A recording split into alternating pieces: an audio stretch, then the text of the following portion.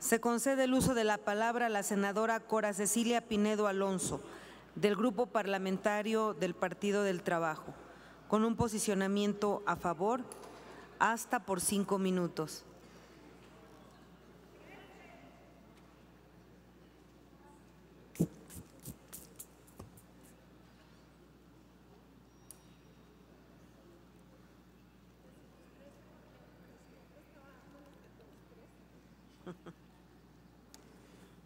Gracias, Presidenta. Con su permiso, Honorable Asamblea, en reunión de Comisiones Unidas de Hacienda y Crédito Público y Estudios Legislativos Segunda se aprobó este dictamen que estamos discutiendo y que ha sido motivo de esta discusión tan intensa en la que han prevalecido posiciones que hablan de un supuesto enfrentamiento entre los poderes de la República. El objeto de esta reforma es el de establecer en la Ley Orgánica del Poder Judicial de la Federación una disposición que impida la creación de fondos o fideicomisos que no encuentren fundamento en la mencionada ley.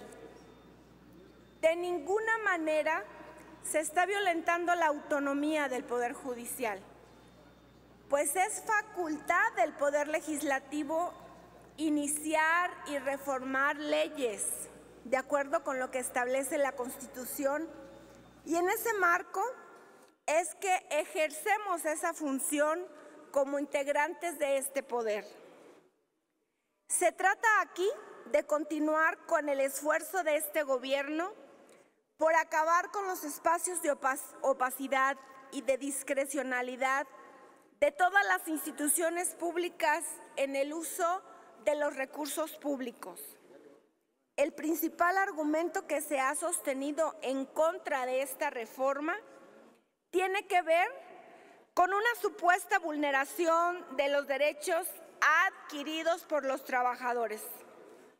Sin embargo, en el régimen transitorio del decreto se establece las obligaciones derivadas de los instrumentos jurídicos que por razón del presente decreto se extinguen o terminan, serán atendidas con los recursos que correspondan de los propios fideicomisos de conformidad con las obligaciones contractuales y disposiciones aplicables, salvaguardando los derechos que correspondan.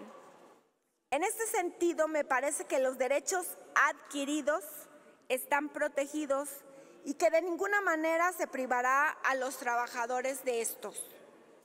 Entonces, ¿por qué hacer de esta discusión un espacio para politizar una reforma que tiene como único fin subsanar un vacío en la ley que permitió la creación de estos instrumentos financieros que han sido históricamente fuente de malos manejos y en ocasiones del saqueo?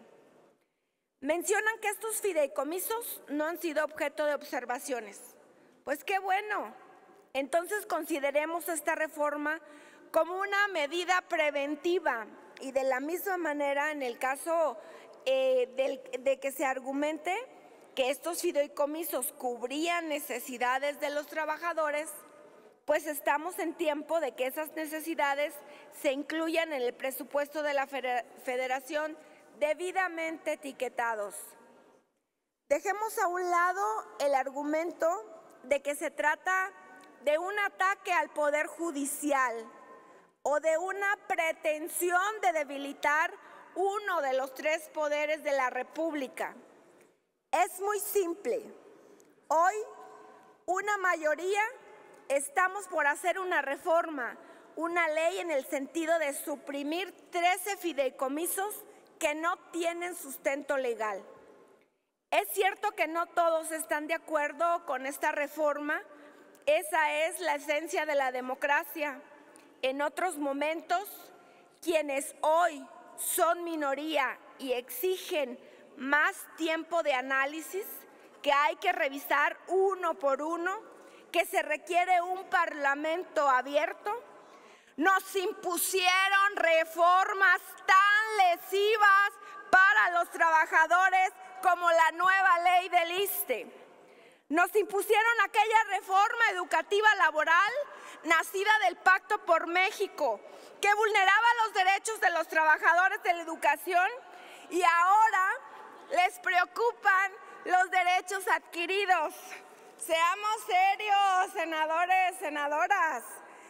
Hoy miles de trabajadores sufren las consecuencias con pensiones insuficientes de una reforma que iba a ser la solución.